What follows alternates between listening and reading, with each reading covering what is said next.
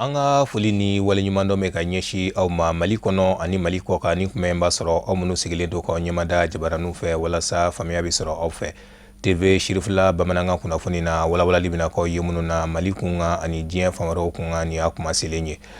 Kunnafoni kɛnɛ dɔ sigira ka bɛn ni tarata donya in ye juillet kalo tile 31 kɛrɛnkɛrɛnnenya la Hôtel Sheraton de Bamako kɔnɔ.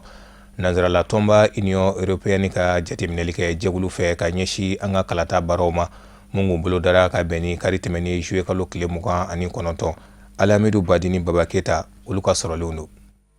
Kabini juin kalo tile 19 Nazarala fara ɲɔgɔn kan jɛkuluba Union Européenne ka cidenw bɛ Mali jamana kɔnɔ yaasa ka sɛgɛsɛgɛli kɛ an ka jamana kalata baaraw la mun b'a to kalata ka se ka kɛ jɛlenya kɔnɔ i n'a fɔ diɲɛ seleke naani bɛɛ jɛnfan ka jamanaw ka kalata gafe ani Mali kalata sariya b'a laɲini cogo minɛ. Union Européenne ciden maa ɲɛma kalata kadira la Mali jamana kɔnɔ a y'a jira a ka kɔrɔfɔw la ko mun ye juillet kalo tile 29 kalata ye bakuruba fɔla a tɛmɛcogo ɲɛna a ko nka lakanda ko gɛlɛya dɔ yera jamana cɛmancɛ ani kɔrɔn wo tɛ kɛ yɔrɔ dɔw la. Mun kɛra kalata sɛbɛ sɔrɔli gɛlɛya yɔrɔ dɔw la a kuman'o fana kan ani kalan mun kɛra ka ɲɛsin wote koya ɲɛnɛbɔbaw ma. O bɛɛ kɔ a ye Mali jamanadenw fo ka daw ka fasodenɲumanya baara waleyaliw la ani ka foli kɛrɛnkɛrɛnni kɛ ka ɲɛsin Mali gouvernement ma a ka wulikajɔ la yaasa kalata ka se ka kɛ ka bɛn don kofɔlen ma. O tɛmɛlen kɔ Union Européenne ciden maa ɲɛma a ye laɲini dɔ kɛ ka ɲɛsin Mali gouvernement ma ka ɲiniw fɛ wote ma se ka kɛ Mali jamana yɔrɔ minnu na o yɔrɔw hakɛ ka dɔn ani jaabi min sɔrɔla wote so kelen-kelenna bɛɛ kɔnɔ o ka se ka cari subahana machine internet kan ni ka tila tun ka weleda kan kɛ ka ɲɛsin jamanakuntigisigi kalata cɛbɔw ma k'a ɲiniw fɛ u ka n'u yɛrɛ mankutu jaabiw jɛnsɛ nka o ka jɛn ni jaabi ye mun bɛ bɔ jamana kalata ko ɲɛmayasoba fɛ ko n'a ma ɲɛ k'o ma jɛn n'o jaabi ye o k'u ka dalilu jira jamana sariyatigiw la nka a kana kɛ ni mankan ye. Hakilinajigila an b'aw ladɔnniya k'a fɔ ka bɛn ni kari juillet kalo tile 29 kalata ye Union Européenne ciden maa 100 bɔ ɲɔgɔn ko ka bɔ Europe jamana 25 Norvège, Suisse ani Canada o de tun b'an ka jamana kalata yɔrɔw la walasa ka sɛgɛsɛgɛli kɛ kalata taabolow la wa o na to Mali jamana kɔnɔ fo ka taa se kalata jaabi labanw dili ma o ka baaraw bɛna taa kuncɛ ni mun ye o de ye ka gafe jɔnjɔn bɔ an ka ɲinɛ jamanakuntigisigi kalata kun kan ani k'u ka hakilinaw ani u ka laɲini di Mali gouvernement ma kalata nataw kun kan. San o san juillet kalo tile 31 o ye farafinna musolakaw tɔgɔ la don kɛrɛnkɛrɛnnen don do mun tara ka don bala musow tɔgɔ la jɛkuluba fɛ n'o ye Organisation Panafricaine des Familles Sénégali jamana kɔnɔ ka bɛn ni juillet kalo tile 31 san 1900 ka bɛn ni 74 waatiw ye ka bɛn ni nin don kɛrɛnkɛrɛnnen ye Amadu Kamara n'a ka jatala Seydou Ɲare o ye kuma di Mali musow ma u ka se ka dantigɛli dɔw kɛ ka bɛn ni u tɔgɔ la don kɛrɛnkɛrɛnnen ye. Bidon ye donba de farafina musow kan ka bidon ta ka ɲɛnamaya parce que donba de don an musow ma. Afrique kɔnɔna na musow farala ɲɔgɔn kan Sénégal le 1er juillet 1974 o muso ninnu na an ka musoba dɔ tun b'a la n'o ye Awa Keyita ye u farala ɲɔgɔn kan ka miiri musow ka ɲɛtaga la Afrique kɔnɔna na cogo min na pour que ka fɛngɛ u ka lutte aboutira ka kɛ journée panafricaine des femmes ka journée yɛrɛ dédiée an musow tɔgɔ la an kan k'an cɛsiri ka baara kɛ pour que k'olu muso ninnu kunna wolo olu ye baara min daminɛ an tɔgɔ la a bɛ dusu de don an kɔnɔ an ka ɲɛta kɔnɔna na a bɛ dusu mun don an kɔnɔ pour que tagalen ɲɛfɛ an fana k'an cɛsiri k'a dɔn ko musoya tɛ yaalangolo ye tuguni muso kan ka cɛsiri ka baara kɛ k'a yira an tɛ tɛmɛ cɛw la dɛ mais an bɛ se ka baara de kɛ an yɛrɛ ye pour que ka jamana in bɔ nɔgɔ la ka jamana taa ɲɛfɛ ɲinɛn ta a kalenna dɔɔni parce que élection kun bɛ sen na a tɛmɛna o de la élection bi ne yɛrɛ bɛ ka musojɛkulu dɔw fɛngɛ an ka commune na yan nɔ bi wula in na pour que ka hakilinajigi k'u la u ka hakili miiri k'a fɔ ko élection kɔfɛla balawu an bɛ se ka o éviter cogo min na muso jɔyɔrɔba de b'o la an bɛ o kɔni baara la bi. Mali in sigira an ɲɛ na yan wa fɛn fɛn bɛ k'a la an b'a dɔn fana ne kɔni hakili la n bɛ ladili mun fɔ aw ye ka kumakan mun yɛrɛ aw la Mali in na yan an ye muso ye an kana jɔ an yɛrɛ la muso ye koba de ye muso de bɛ président wolo muso de bɛ alimami wolo muso de bɛ fantan wolo muso de bɛ faama wolo donc an k'an cɛsiri an tɛ da ka sunɔgɔ tile la tugun parce que muso minnu tɛmɛna n'o ye Hawa Keyitaw ye n'an bɛ taa réunion k'u ka salle la u ye baara de kɛ ka sɔrɔ k'u da sira job nunu n'u denw ye ministre ye bi an bɛ yɔrɔ min na bi na u ye baara de kɛ ka t'u da o n'a ɲɔgɔnna caman daga mesaw kɛra premier ministre ye a tɛ tile la o n'a ɲɔgɔnna caman donc an ka musow lajɛ u ka kɛwalew la an yɛrɛ k'an yɛrɛ lajɛ an kana an sigi k'an bolo da an sen kan ka jamana to cɛw dɔrɔn bolo k'olu dɔrɔn k'a dilan cɛ kelen tɛ se ka jamana dilan an bɛ ɲɔgɔn dafa de dɔ bɛ hakili dɔ dɔn dɔ t'a dɔn donc an ka ɲɔgɔn dafa diɲɛlatigɛ la an ka sabali an ka muɲu an ka baara kɛ a bɛ ne hakili jigin mina musoyala musow ka wuli ka baara kɛ kɛrɛnkɛrɛnnenya la vraiment Mali musow k'u cɛsiri an b'a dɔn u cɛsirilen don hali bi u ka dɔ wɛrɛ fara cɛsiri kan mais cɛsiri lankolon de ye an ka musow ka cɛsiri musow bɛ cɛsiri mais cɛw de bɛ musow digi ka jigin Mali yɛrɛ kɔnɔ farafinna jamana yɛrɛ bɛɛ kan hinɛ bɛ kɛ muso la ka tɛmɛ Mali de kan bon ne kɔni bolo musow bɛ kɛ ministre ni fɛn mais a kana ɲinɛ togodala musow fɛnɛ kɔ sɛnɛkɛla musow surtout sɛgɛnlen don togodala musow yɛrɛ de ka ko ka gɛlɛn ka tɛmɛ a bɛɛ lajɛlen kan hakɛ min n'u ka kan jamana k'a lajɛ k'i kɔfilɛ musow la ne kɔni bɛ mun fɔ Mali musow ka wuli k'u jɔ u ka baara kɛ comme musoba minnu tɛmɛna an ka jamana in kan yan nɔ an ka olu suit k'u ladege mais o wagati y'a sɔrɔ jati bɛ olu kan mais jamana kɔnɔ u k'u kɔfilɛ musow la alisilamɛya dɛmɛtɔ anisar minnu bɛ Côte d'Ivoire jamana kɔnɔ kɛrɛnkɛrɛnnenya la u ka bureau national n'o ye ɲɛmayasoba ye ale ye a ka laadalasigi dɔ kɛ ka bɛn ni sibiri ye juillet kalo tile 21 u k'a ma ko convention nationale Abobo siège kɔnɔ sigi in senfɛ tɔn bolofara minnu bɛ wele ko fédération ani minnu bɛ wele ko section olu caman yira kɛnɛ kɔnɔ u ka sɔrɔ ka sigi ka jateminɛw boloda ka ɲɛsin tɔn ka ɲɛtaa baaraw ma Samayira Sanogo ale bɛna walawalali caman kan ye a ko kunkan Délégué kɛmɛ 205 ka bɔ fédération 18 ani section kɛmɛ ani 27 la olu de bɔra kana taleke ni hakili fɔlɛfɔlɛ ye kɛnɛ kan baara ninnu bɛɛ lajɛlen kun sigilen bɛ hakili damadama de kan gale ka hakililajigi kɛ guna adamadenya tacogo la ani ka kuma musakabɔ baaraw kan minnu kɛra bureau national fɛ fo ka taa se ka hakili baara minnu ni olu daminɛna san daminɛna olu bɛ se ka fori cogo min na an b'a la fo k'Ala barikada an wulila ɲɛmɔgɔw fɛ kana convention ne participer an bɔra San Pedro sigida la San Pedro fédération na ne ye San Pedro fédération président ye fédération 18 de bɛ Côte d'Ivoire kɔnɔ mais a fédération 18 bɛɛ Côte d'Ivoire bɛɛ kɔnɔ fédération 18 na Côte d'Ivoire répartie fédération 18 ɔ fédération 18 bɛɛ de welela ka na convention kɛnɛ kan proposition mun bɛ ɲɛmɔgɔ bolo convention yɛrɛ ka laɲini an sera ka ɲɛtaga la donc u bɛ n'o fɔ an ɲɛna bon ni o fɔra an ɲɛna jaabili mun fana b'an bolo bon an fana b'olu di ladilikan mun fana bɛ yen o bɛ di an ma an bɛ taa baara kɛ n'o ye an ka sigida la. Alhamdulillah rabbil alamin voilà convention ye an ka réunion ba le ye min ye national ye voilà o min bɛ kɛ kalo naani an bolo o y'an ka réunion ba ye national la voilà donc o ye ka na hakili jagabɔliw kɛ ka fara ɲɔgɔn kan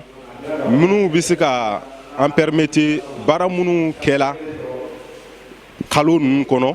ani laɲini minnu bɛ an bolo kalo nataw la voilà ka se ka olu kumaw fara ɲɔgɔn kan pour que bɛɛ ka se ka sɔkɔ ni a ka faamu y'a la inchallah. Alhamdulillah rabbil alamin an ye satisfaction sɔrɔ an bɛ Ala tanu ka Ala barikada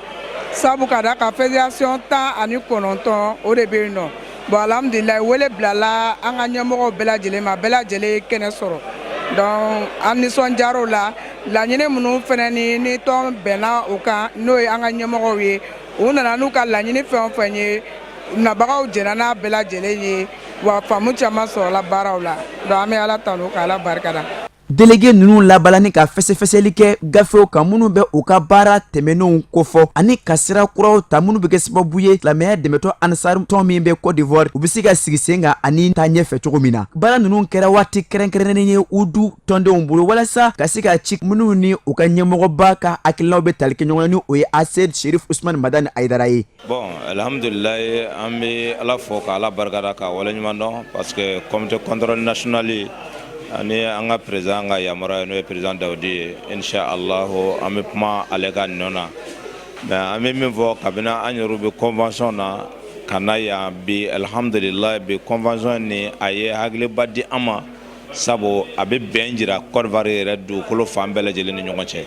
parce que maa si tɛ min ye sɔsɔli kɛ walima min ye kuma fɔ dɔ ma min bɛ dɔ dimi bɛɛ kumana ne karamɔgɔ Hayidara ka laɲini ye o ye jumɛn ye a ye bɛn kelen ma wa atasimu bihablillahi jami'an wala tafarraqu donc o aya kelen in bɛɛ de b'a la ka baara kɛ ni o kumakan ye bi an ye min sɔrɔ an ka bi convention na comité contrôle ka jateminɛ bɛɛ lajɛlen na o ye bi ye convention nationale ye Côte d'Ivoire kɔnɔna yan an ye wele la an ka jamana kɔnɔ section ni fédération ye ala sɔnna o bɛɛ lajɛlen ye wele jaabi ni nisɔndiya ni farifoni n'ala sɔnna projet mun b'an bolo dɔrɔn an sigira olu kan hakilijigi bolo ma min ye dɔgɔtɔrɔso congrès bɛnna kan ɲinan ko ka dɔgɔtɔrɔsoba dɔ la Côte d'Ivoire kɔnɔ yan ka imprimerie kelen lɔ an ka mandat kɔnɔna la o la an sigira ka kuma kurakuraya délégué turu la ani an yɛrɛ ka laada cikan mun b'an ni ɲɔgɔn cɛ wala an y'o fana hakilijigi kɛ o la comme bɛnkan kɔrɔ lo bon a ma degun foyi ma sɔrɔ la nisɔndiya lo sɔrɔla la wala an kɔni bɛ dugawu kɛ sa ala ka garizɛgɛw fo ni ka laɲiniw sabati wala pour que an bɛ se ka nin projet fila bila sen kan. Baara ninnu bɛɛ lajɛlen kun cɛla ni hakilinaw ye minnu bɛ se ka kɛ sababu ye ni ka se ka silamɛya dɛmɛtɔ ansari a bɛ se ka sinsin cogo min na Côte d'Ivoire ka dugukolo sanfɛ ani tɔn ninnu bɛ se ka lakodɔn cogo min na Ivoiriyɛnw ka maa ɲɛmɔgɔw bolo.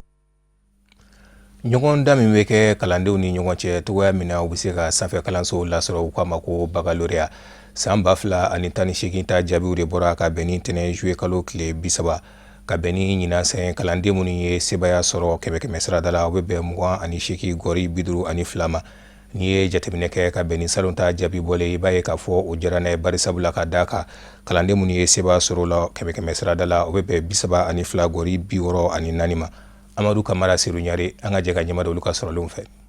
Bon, an bɛ se ka fɔ lycée ye jɔyɔrɔ ɲuman sɔrɔ ka d'a kan an ye candidat 216 de présenté o candidat la 160 y'a sɔrɔ o 160 mun y'a sɔrɔ 60 ye mention sɔrɔ mention très bien fila b'a la mention bien 9 ani mention assez bien 49 o ye mention 60 ye ka fara ɲɔgɔn donc an bɛ se k'a fɔ ni y'an ka taux global ta ça veut dire 100 sara la an ye 74 ani o kunkanfɛn 7 voilà c'est 74,07%. Donc an bɛ se k'a fɔ n'i y'a essayer k'o comparer c'est à dire ko ni taux national comparer i b'a ye k'a fɔ taux national ye 28 ana a kunkanfɛn 51%. Donc a bɛ se k'a fɔ ko alhamdoulilahi an ta in an ka baki jara. C'est comme l'enfant yɛrɛ kɛra salon résultat au plan national ani ɲinan ta cɛ cogo min na salon ta an tun bɛ 83 de la pourcentage la 100 mais ɲinan an jiginna dɔɔni ka na comme n y'a fɔ cogo min na 74 an'o kunkanfɛn donc 100 la donc ça veut dire que an jiginna dɔɔni ɲinan par rapport à salon mais jaabi ka ɲi globalement an nimisi wasara n'i ye a jateminɛ vraiment baara mun kɛra évidemment an bɛ fɛ toujours an ka laɲini ye de ka hali bi ka taa fɔ taa fo 100 la ka 100 sɔrɔ 100 ka 100 sɔrɔ mais n'i y'a jateminɛ ka bac kɛra condition mun na ni jamana yɛrɛ environnement général an bɛ se k'a fɔ alhamdulilayi an ye résultat mun sɔrɔ o ka ɲi n ka kɔrɔfɔ laban ye hali bi ala ka an bɛ foli se parents d'élèves ma minnu y'u ka danaya d'an kan hali bi an b'a yir'u la k'a fɔ lycée Kodonso baara fila tɛ yan baki labɛn de bɛ an bɛ denmisɛnninw labɛn baki de kama san o san an bɛ fɛn bɛɛ lajɛlen de kɛ pour que baki an bɛ programme ban kabini mois de mai daminɛ na mois de mai cɛmancɛ la an bɛ sɔrɔ ka baki ladege kɛ ka denmisɛnninw jaabi minnu mana b'o la ka sɔrɔ ka atelier dayɛlɛ an bɛ révision kɛ o atelier la ɲinan pratiquement an ye dɔgɔkun 3 de kɛ an bɛ ka denmisɛnninw dege o y'a sɔrɔ an ye bakiladege kɛ k'o jaabiw dɔn an y'a dɔn denmisɛnninw yɔrɔ mun ka ɲi yɔrɔ mun man ɲi an ye programme kura dilan ka révision sigi sen kan walasa o programme nin bɛ se ka permettre denmisɛnninw bɛ ka faamuyali kɛ donc an bɛ foli da an ni minnu bɛ baara kɛ ɲɔgɔn fɛ an baarakɛɲɔgɔnw ani parents d'élèves n'an ka écoledenw n'an ka professeurs an b'u bɛɛ fo. Ɲɛn'an bolo parce que depuis san daminɛ an bɛ objectif dɔw bɔ ka classe a sigiyɔrɔma 100 la donc sigiyɔrɔma 100 la an sera ka sigiyɔrɔma 50 atteint donc o atteindre cogo min na o cɛsiri bɔra administration yɛrɛ ka kɔlɔsi yɔrɔ fɛ parce que déjà surveillant ɲɛnamaw b'an bolo minnu ni écoledenw bɛ contact la a wagati bɛɛ en même temps parents fana ka numéro b'an bolo ni école mana an b'olu fana wele ka parents informer u la dɔnniya k'a fɔ école mana bi donc maître fana cɛsirilen b'o ko la kosɛbɛ parce que olu de b'a classe kɔnɔna la an kɔni an bɛ yan nɔ an b'u kɔlɔsi mais olu de bɛ classe kɔnɔ u ka jateminɛ bɛ écoledenw kan kosɛbɛ n'u ye fɛn fɛn n'u m'a faamu u bɛ n'an ma n'an bɛ se ka heure min fara u ka heure kan an b'o kɛ donc o de y'a to an sera ka an ka laɲini bɛɛ lajɛlen hali n'an ma bɛɛ lasabati mais an sera kɔni a tilancɛ ma an bɛ Ala fo ka barikada o la objectif atteint 50 ye parce que objectif ye 100 de donc an sera ka 50 sɔrɔ a kɔnɔna la an k'u jigi dalen bɛ fɛn fɛn kan k'u bɛɛ kan ka passer Ala fɛ u bɛɛ passera parce que an b'u dɔn école cɛsirilenw de don u y'an ka conseils lamɛn an y'a f'u ye bac tɛ jinɛmɔrɔya tɛ foyi tɛ n'i ye kalan kɛ i bɛ passer donc u ye kalan kɛ u ye leçons ta so parents fana y'u cɛsiri k'u kɔlɔsi ka ɲɛ bon an yɛrɛ fana ka école la nɔ an ye fɛn dɔ bila en place o ye écoleden ɲuman min bɛ kalan kɛ an b'u récompenser jama bɛɛ lajɛlen cɛ la donc n y'o de fɔ hali sherifu la ɲinan ta an ye sherifu la fana wele san camancɛ kɔnɔna la ka na donc o bɛɛ kɛra sababu minnu ma se ka cadeau sɔrɔ écoleden ɲumanw de don mais u cɛsiri tuguni pour que u bɛɛ bɛ se ka cadeau sɔrɔ cogo min na donc olu mɔgɔ fɛn bɛɛ n'u ye cadeau sɔrɔ Dieu merci u bɛɛ y'u ka bac sɔrɔ ɲinan fana. O de bɛ an sɛnsɛn ka se diɲɛ fan wɛrɛ kunnafoniw ma karamɔgɔ Musa Fɔnba ale bɛna bi ta walawalali k'an ye.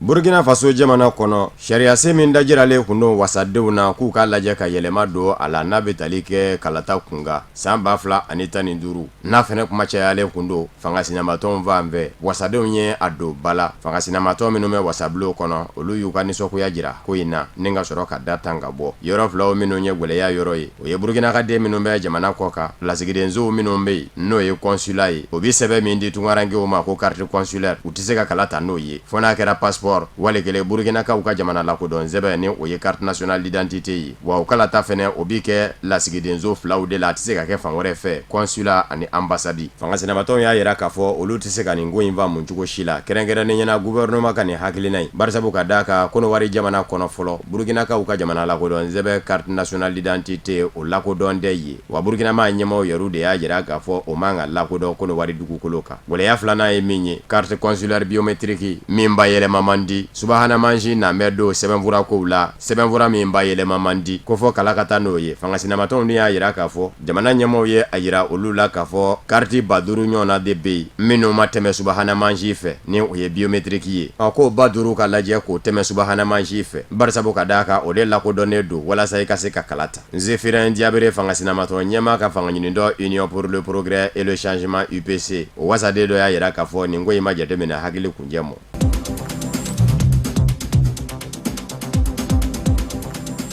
Senegal faba Dakar maire Khalifa Sall a ka kiiriw jaabi laban bɛ bɔ k'u bin ka bɛn ni uti kalo tile 30 nata ye a ka kiiriw kun jaatigɛra nka n'a ka labansabaw kun y'u bolo mɔnabɔ kiiribulon wɛrɛ nɔfɛ k'a fɔ u ma jɛn ni kiiri tigɛ cogo ye ko appel o cour d'appel in de bɛna n'a ka jaabi in de bɔ k'a bin Khalifa Sall kun kan an b'aw ladɔnniya k'a fɔ juillet kalo tile 26 tɛmɛnen Khalifa Sall y'i to kaso la k'a jira k'a fɔ jamanakuntigisigi kalataw minnu bɛna kɛ san 2019 ale ye cɛbɔ ye wa yamaruya fɛnɛ b'a bolo yan'a ka kiiriw jaabi labanw ka bɔ k'u bin a k'i kanbɔ ka jamana ɲɛmaaya ɲini fɔ ni jamana sanfɛ kiiri bulonba o ka jaabi labanw bɔra k'u bin a kunga kuma min na k'a jira k'a fɔ jakiw minnu kɛra ka ɲɛsin a ma k'olu bɛɛ lajɛlen bi a nɔ minɛ an b'aw ladɔnniya k'a fɔ Khalifa Sall Senegal faba maire k'a to o mairiya la ani Macky Sall ma se ka ɲɔgɔn faamu a barata a bɛ fanga ɲini dɔ min kɔnɔ ni o ye parti socialiste PS ye o fanga ɲini dɔ ye a jira k'a fɔ olu fara bɛ Macky Sall kan nka ale yɛrɛ de kelen ni Macky Sall de ma se ka ɲɔgɔn faamu o kɛra sababu ye ni fanga ɲini dɔ kun ye hakilinaw minnu da ka ɲɛsin jamana ɲɛmaa mɔ dɛmɛ nasira kan u b'a ye k'a fɔ Khalifa Sall n'u tɛ hakilina kelen na san 2017 laban daw la fanga ɲini dɔ parti socialiste PS ye a gɛn ka bɔ fanga ɲini dɔ kɔnɔ k'a sababu kɛ ko fanga ɲini dɔ ka hakilina u ka tɛ ka olu labatu dɔgɔkun tɛmɛnen kuncɛtɔ ni o ye weekend ye parti socialiste PS Khalifa Sall ka fanga ɲini dɔ a ma ɲɛmaaw ye a jira k'a fɔ février kalo la san 2019 jamanakuntigisigi kalataw ko u ka cɛbɔ o ye Macky Sall de ye u tɛna cɛbɔ kɛ kabini mars kalo la san 2017 7 Khalifa Saleh a datugulen don ka sababu kɛ ko a kun bɛ nafolo min kunna Senegal faaba mairie la Dakar nafolo mairie kɔnɔ k'a ye dunkojuguya kɛ o la a kɔni nɔfɛ mɔgɔw kɛmɛ k'a jira k'a fɔ bingani de don jamana ɲɛmaaw fɛ baw b'a dɔn k'a fɔ jamana ɲɛmaa ɲɛkɔrɔndɔ tabaa bi sɔn ka kɛ de ye ne kalata ko k'a bɛ kɛ san 2019 juin kalo tile 29 a ka labasabaw ni o ye avocat ye u y'u bolo mɔnabɔ farafinna tile bi yanfa jamana 15 ka kiiribulon nɔfɛ ni o ye communauté économique des états de l'Afrique de l'Ouest CEDEAO ka kiiribulon ye o ye kiiri jatigɛ ka jira k'a fɔ kiiri jolen kiiri jɛlen masigi senga Khalifa Saleh ka kiiri tigɛtɔ ko kumana ko bin kɛra ka di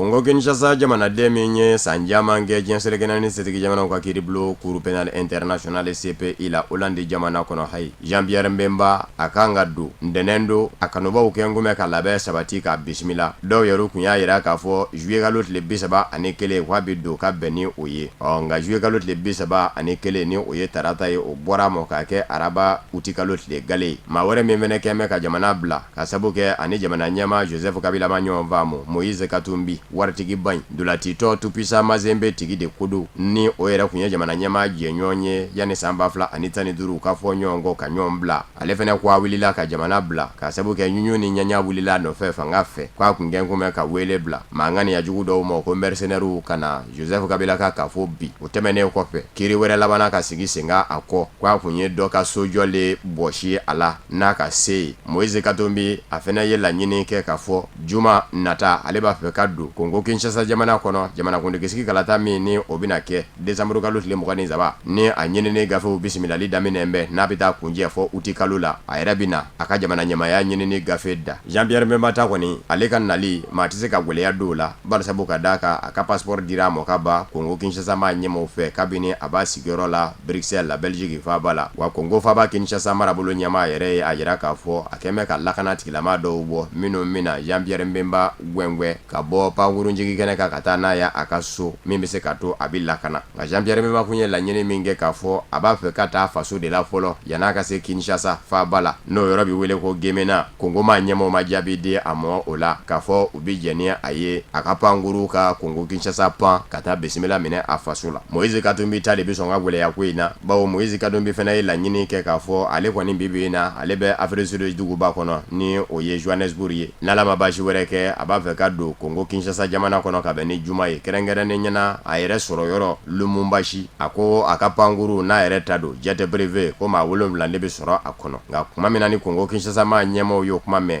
u y'a yira k'a fɔ Moïse Katumbi kɔni bɛ jateminɛ k'a kɛ i n'a fɔ maa nɔbɔlen kiiri fɛ o kuma na a ka kiiri min bɛ sen na a kun kan ka jatigɛ nka kiiri jatigɛtɔ jama cayara wulikajɔw cayara kanubaw fɛ fɔ u ni lakana tigilamaw fɔra ɲɔgɔn kɔ ka joginniw kɛ a yɛrɛ joginna o senfɛ kiiri ma kɛ bilen a ka labasabaw ye laɲini kɛ k'a ka taa furakɛ jamana kɔ kan o de kɛra a bɔcogo ye n'o tɛ a ka kiiri de kun kan ka tigɛ k'o kuma na ko n'a sen donna Congo Kinshasa jamana da fɛ lɛ ni a bɛ taa kiiribulon de la a ka kiiriw ka sigi sen kan.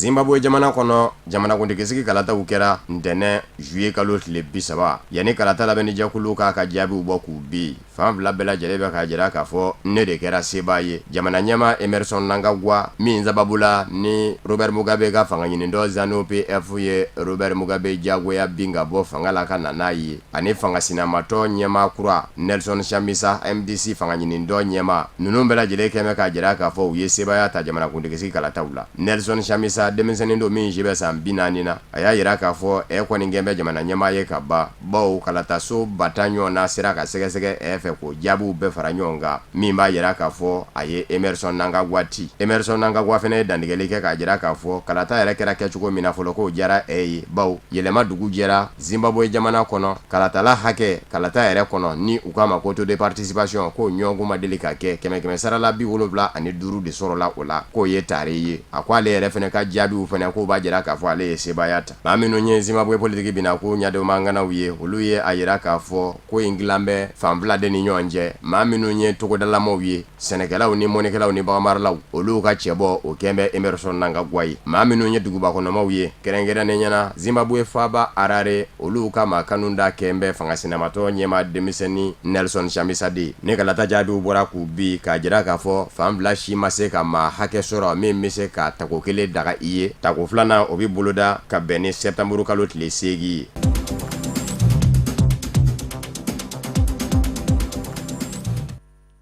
O de bɛ dansigi bi bamanankan kunnafoni sɔrɔlenw na mun labɛnna kunnafonidiso ɲɛmaa Sofi ka kɛnɛ ni kunbɛn ye laseli wɛrɛ aw ni Kafunɛ Bacili bɛ ɲɔgɔn sɔrɔ a nɔ yanni ka taa so ma aw k'an bɛn.